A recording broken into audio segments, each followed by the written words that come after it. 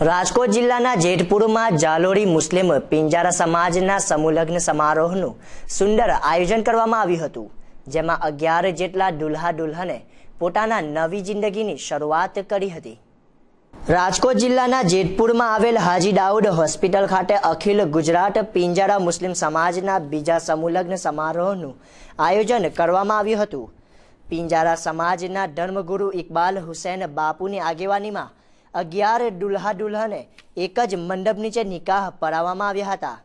તેમજ પિંજારા સમાજ દ્વારા દીકરા દીકરીને ઘરની તમામ વસ્તુઓનું કરિયાવરણ આપવામાં આવ્યું હતું। તેમજ જાદુગર સાગર ઉર્ફ બશીરભાઈ ભટ્ટી દ્વારા અંધશ્રદ્ધા દૂર કરોનો કાર્યક્રમ રજૂ કરવામાં આવ્યો હતો। આ કાર્યક્રમને સફળ બનાવવામાં પિંજારા સમાજના પ્રમુખ મહેબૂબ પઠાણ તેમજ કારોબારી સભ્યોએ સુંદર આયોજન કર્યું હતું।